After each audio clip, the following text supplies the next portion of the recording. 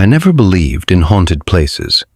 I believed in history, psychology, and the way fear fills empty spaces when the mind is given too much silence. That belief is the only reason I agreed to go with them that night. We told ourselves it was curiosity, the same excuse everyone uses when they want to feel brave without admitting they are bored. The cemetery sat just outside a dying town, the kind of place highways forgot and maps barely acknowledged. The chapel at its center had been abandoned for over a century, its stone walls darkened by age and moisture, its iron doors frozen in a permanent, half-open gape, like a mouth trying to warn you too late. Inside the grounds stood a row of family crypts, heavy stone structures built for wealth that no longer mattered. One of them belonged to the Hawthorne family, and beneath it lay Eleanor Hawthorne, buried alive in the late 1800s, after being declared dead from a fever that never truly claimed her. Local legends spoke of screams heard on quiet nights, of fingernail marks found inside the stone door decades later when it was briefly opened for repairs. The story was old, documented, and quietly dismissed by officials as exaggeration. We laughed about it as we walked closer, flashlights bobbing, breath fogging in the cold air. The crypt door had already been opened years ago and never properly resealed. It leaned inward, heavy but ajar, revealing a narrow interior that smelled of wet stone and something faintly metallic. I stepped inside first, more out of impatience than courage, shining my light along the walls. The space was smaller than I expected, low-ceilinged and tight, with shelves carved into the stone where remains once rested. The air felt thick, unmoving, like it had been waiting. Behind me, I heard laughter, then a sudden grinding sound. The door moved. At first, I thought it was a joke, the kind of stupid prank people pull when they want a story to tell later. I turned, smiling, ready to curse them out. That smile died instantly. The door was sliding shut. Not quickly, but steadily, stone against stone, the sound vibrating through my bones. I rushed forward, pressing my hands against it, shouting for them to stop. My voice echoed back, wrong, distorted, like it didn't belong to me anymore. The door sealed completely. Silence followed, thick and absolute. I pounded, screamed, cursed, demanded they open it. My fists ached almost immediately, pain flaring hot against the cold stone. No response came. The laughter outside faded, replaced by retreating footsteps. They thought it was funny. They said later they planned to come back at dawn. That doesn't matter. What matters is that I was alone, sealed inside a tomb with no way out. The darkness was complete once my flashlight flickered and died. I don't know how long I stood there after that, hands pressed uselessly against the door, listening to my own breathing grow louder, harsher. The air felt heavier the longer I stayed still, pressing against my chest, forcing shallow breaths. I slid down the wall and sat on the cold stone floor, pulling my knees close, trying to make myself smaller, trying not to think about the stories. That was when I felt it. Not a sound, not movement. A presence. It was the unmistakable sensation of not being alone. The space seemed tighter, closer, as if the walls had shifted inward. My skin prickled, every instinct screaming that something was wrong. I told myself it was panic, oxygen deprivation, imagination fueled by old legends. I repeated that until the scratches began. At first, they were faint, almost polite, like fingernails brushing stone by accident. I froze, every muscle locked. The sound came again, slower this time, deliberate. Scrape. Pause. Scrape. It wasn't coming from the door. It came from behind me. I didn't turn. The scratching grew louder, faster, desperate. Stone on bone, nails breaking. I pressed my hands over my ears, but the sound crawled inside my head, vibrating through my skull. My heart hammered so hard I thought it would give me away, thought whatever was there could hear it and come closer. Then the scratching stopped. A sob replaced it. Soft at first, broken. The sound of someone trying not to cry because crying meant admitting there was no hope left. It echoed through the crypt, bouncing off the walls, wrapping around me. My fear shifted into something heavier, something colder. Grief, raw and overwhelming.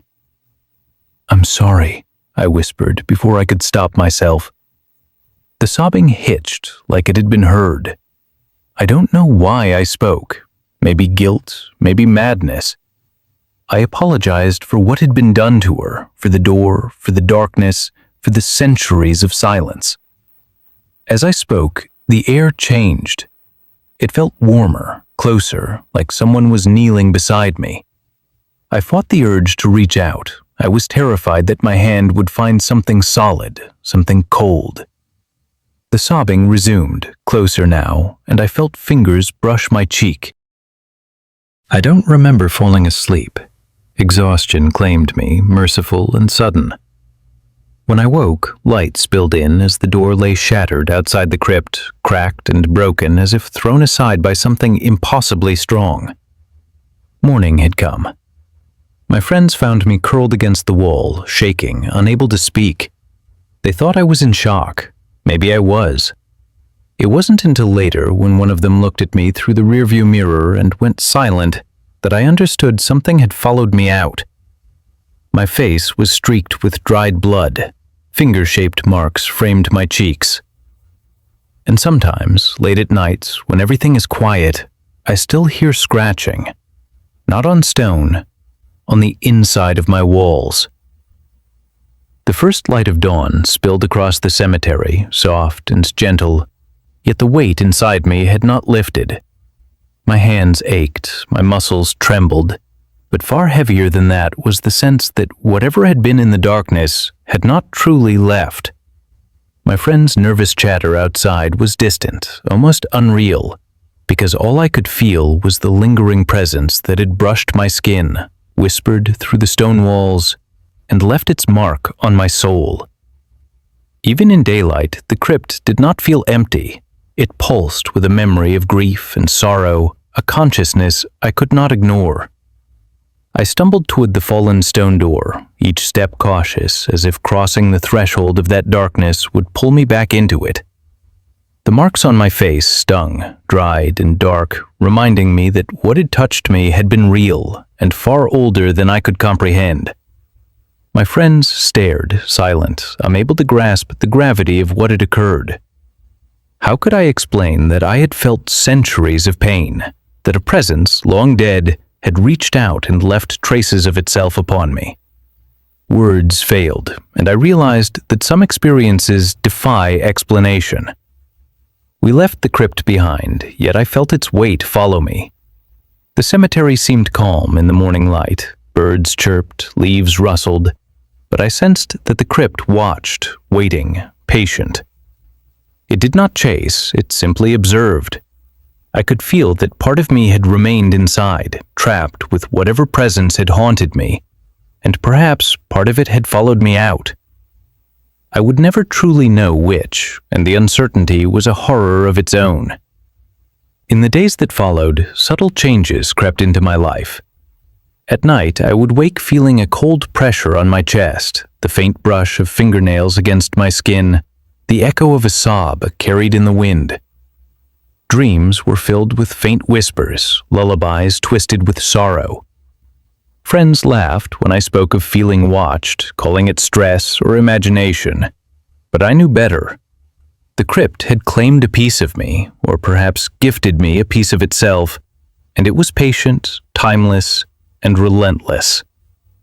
Months later, drawn by a compulsion I could not resist, I returned to the town. The cemetery looked unchanged, quiet and imposing. The crypt loomed as it always had, blackened and silent, the iron doors slightly ajar. Every instinct screamed to turn away, to flee, yet I approached, heart hammering. A cold wind carried a faint, haunting melody, half lullaby, half sob, and I shivered. I understood then that the crypt's presence was not bound by stone or time. It existed beyond the physical, within memory, within fear, within me. Years passed, and yet the sensation never left. Even in sunlight, even among crowds, I could feel the memory of that suffocating darkness, the sobbing, the gentle, terrifying touch. Sometimes, in the dead of night, fingernails trace my skin, or a child's distant cry drifts on the wind. It is a reminder that some darkness does not end with sunrise, that some grief never fades, and that some spirits, restless, sorrowful, remain, watching, waiting for acknowledgement. I never returned to the crypt, but I know it continues to exist. It remembers. It waits. And sometimes, just sometimes, I hear it call my name. Not angrily, not violently, but softly, mournfully, a whisper on the wind. It reminds me that some stories never truly end, and some horrors never truly leave. That night, that presence left its mark on me forever, a silent testament to the things that linger when the world looks away, to the cries that demand to be heard even when no one listens, and to the truth that some darkness, no matter how deeply buried, cannot be escaped.